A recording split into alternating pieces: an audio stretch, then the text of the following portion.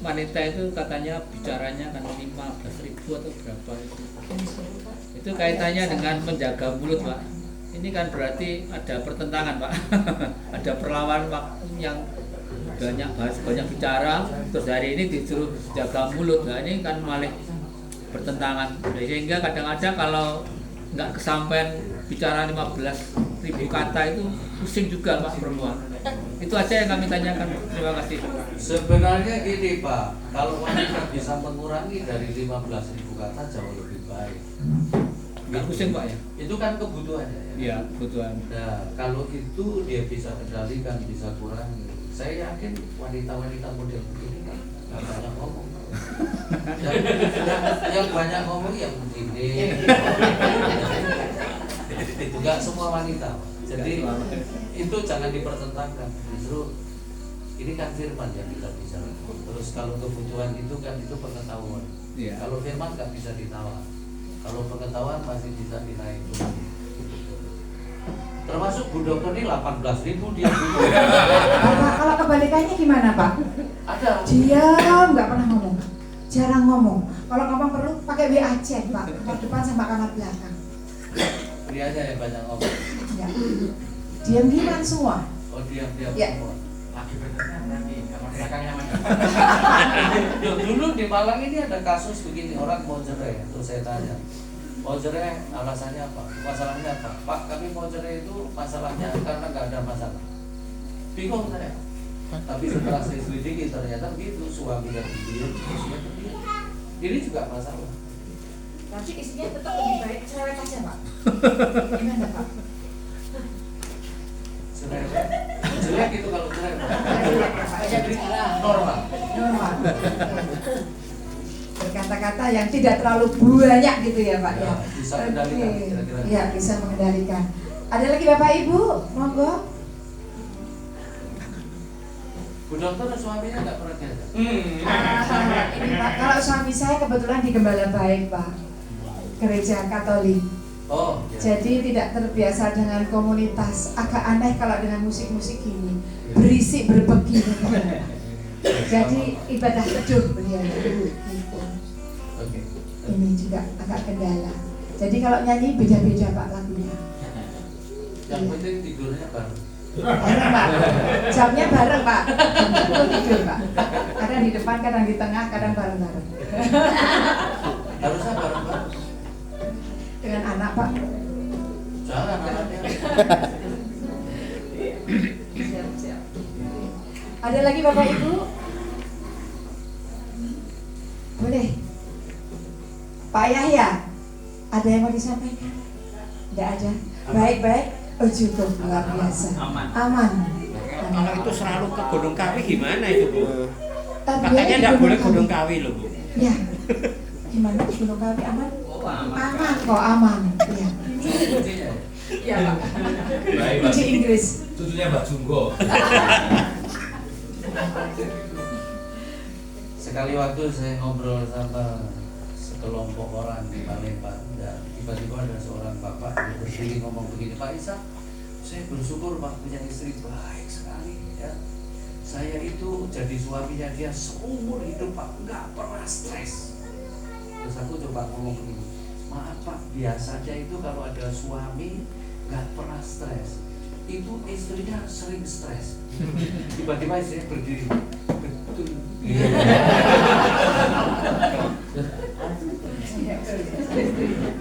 Jadi memang tempat belajar yang paling prinsip itu adalah rumah kita sendiri. Belajar dewasa, belajar proses. Jadi jadikan rumah kita tempat kita belajar ya. Jadi suami yang semakin dewasa, jadi istri semakin dewasa. Baik, masih ada lagi Bapak Ibu? Kita akan berlanjut kembali. Ada? Kalau sebaliknya, Hah? yang bapaknya yang cerewet, Ada seperti itu, prayoga gitu.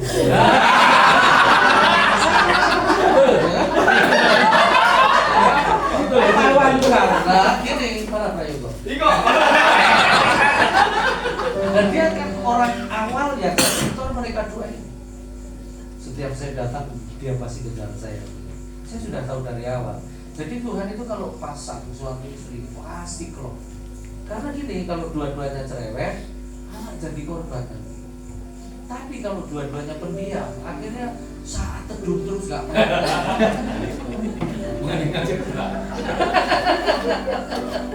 Gitu ya. Gak apa-apa ibu. Itu bagus. Mana suaminya ibu?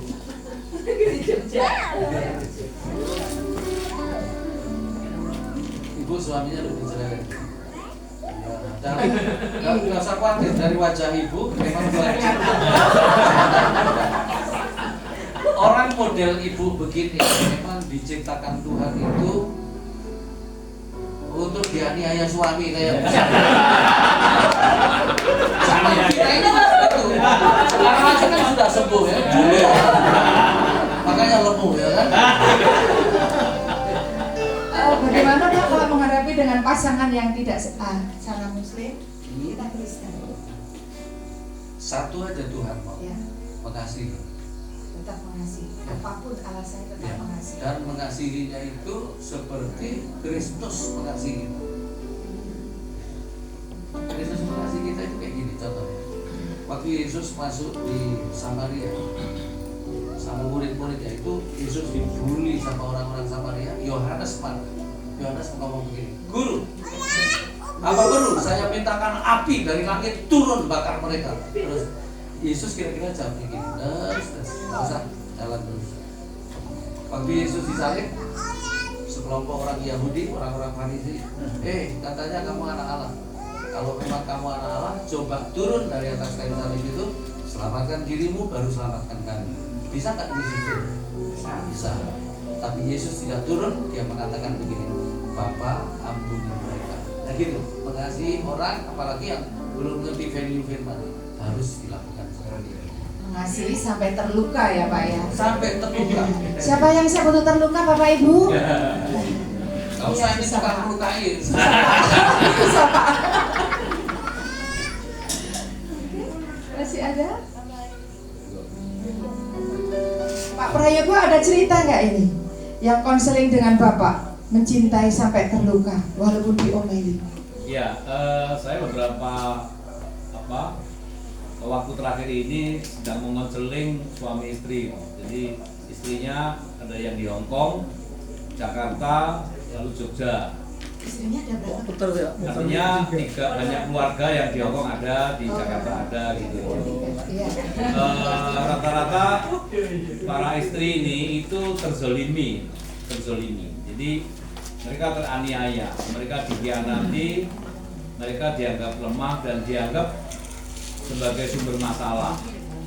Saya hanya mengatakan kepada orang-orang yang saya dampingi, saya konseling, bahwa tetap di Kristen nggak ada perceraian.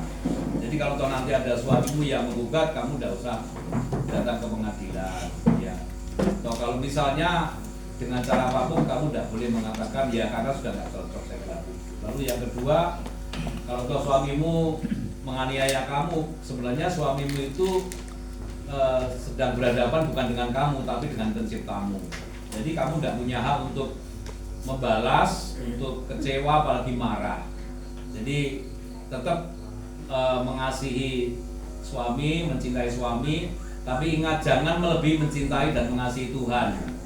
Karena kalau mencintai pasangan melebihi mencintai Tuhan, itu akhirnya merasa memiliki dan cenderung mengatur, mengontrol dan mengendalikan. Saya bilang begitu.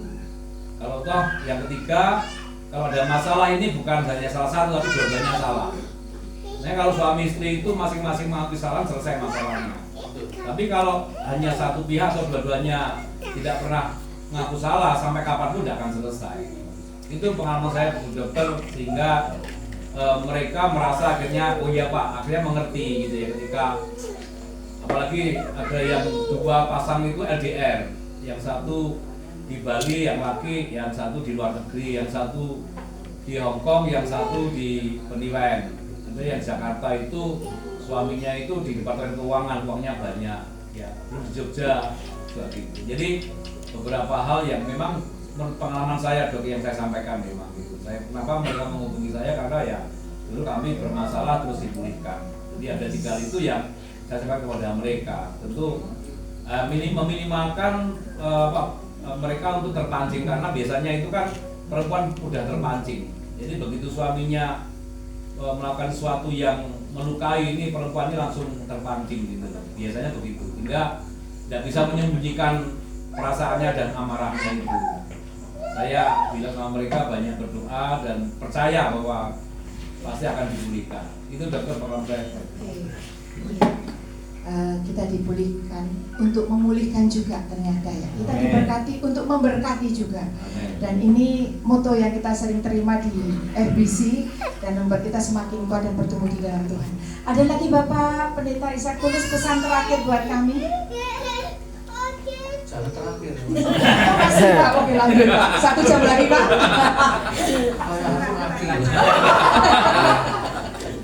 Gini, tempat kita proses itu adalah hubungan suami istri. Satu hal, Tuhan nggak mau hubungan suami istri ini tergeser dengan hubungan apapun. Karena hubungan suami istri itu hubungan sedaging, ya sedaging. Jadi nggak boleh digantikan dengan hubungan apapun. Nah, hubungan kita sama anak itu sedarah. Jadi kalau dagingnya robek, darahnya pasti tumpah. Jadi kalau mau utuh, ya hubungan suami istri ini harus dijaga betul-betul. Nanti ada baca di dalam Kejadian 7 ayat 7 itu, Nuh itu masuk bahtera itu Nuh dan 3 anaknya, lalu kemudian istrinya dan istri anak-anaknya. Tapi di pasal 8 ayat 15 dan 16 Tuhan perintahnya begini, Nuh keluar, kamu dan istrinya, anak-anakmu dan istrinya, dua-dua. Jadi memang hubungan suami istri itu Tuhan gak mau biasa. Nah kita salahnya itu kalau sudah punya anak, jadi kita pindah ke anak. Di mobil aja anak di depan, istri di belakang. Itu kadang-kadang. Kalau saya nggak mau, istriku harus di depan. Kalau sudah punya cucu, pindah ke cucu. Makanya pulang dari mana-mana yang dicari cucu, bukan istri. Tapi ada juga pria pulang dari mana-mana yang dicari anjingnya dulu. Belum itu ya kan? Burungnya. Nah, burungnya nempel. Malah dokter saya suka jelas. Ya benar, memang nggak boleh tidur. Termasuk dokter nggak boleh tidur misa juga nggak boleh ya. Harus. Ketahuan deh. Gak lek nonton kabok. Mbak, suaranya yang mana? Udah nggak ada. Udah ada, puji Tuhan, ya kan? Makanya kelihatan cerah. Ya, istri itu kalau dihormati suami malah lebih cerah.